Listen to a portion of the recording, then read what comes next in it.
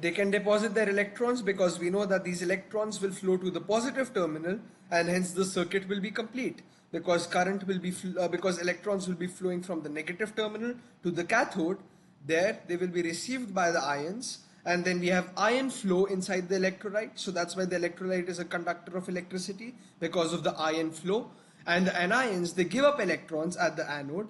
The anions will give up electrons at the anode, and these electrons will flow towards the positive terminal of the cell.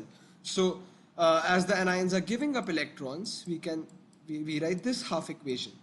We already know what a half equation is, so we write this half equation. It's balanced.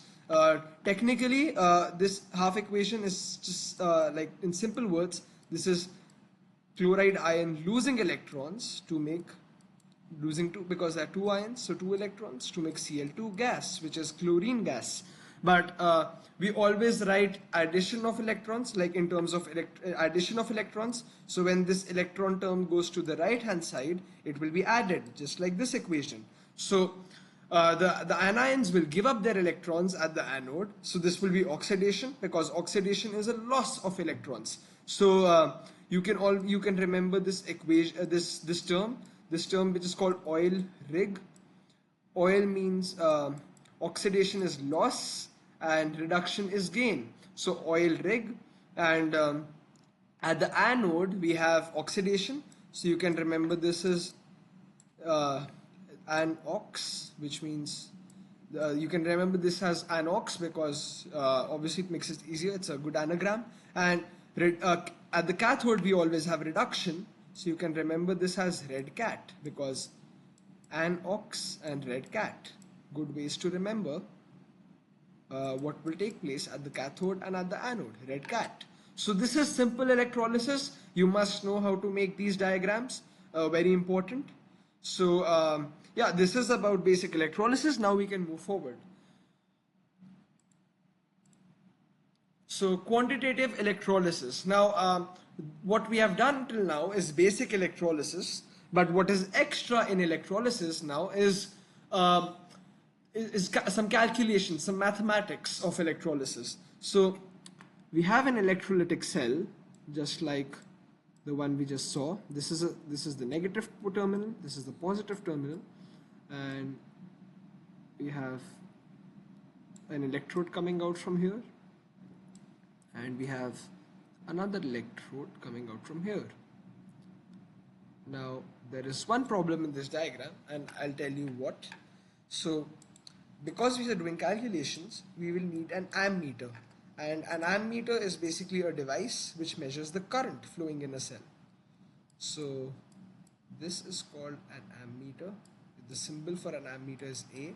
You can connect it anywhere along the wires, it doesn't matter. You can connect it here, here, here, wherever, so it doesn't matter, but it's always connected in the wires, so don't make it anywhere else, just make it anywhere on the wires, and it will measure the current. Oops, I erased that by mistake.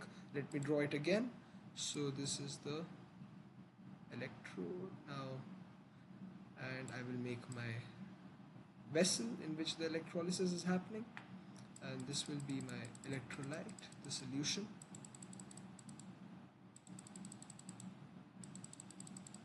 So we will talk about aqueous electrolysis and aqueous solutions later in this presentation, because we'll do that after we do electrode potentials. So right now let's just work with molten salts. So we have an ammeter, we have the cell, we have the cathode.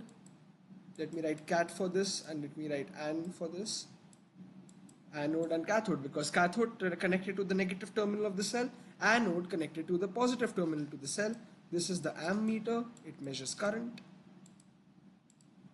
And one extra device that you need here is a stopwatch. So don't make a stopwatch, but I'm just telling you that you need a stopwatch. So this is the electrolyte. This is the electrolyte, and in this case we are using NaCl.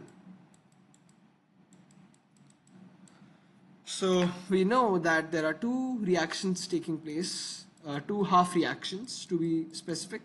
Na plus gives Na, and 2Cl negative gives Cl2 plus 2E negative. Now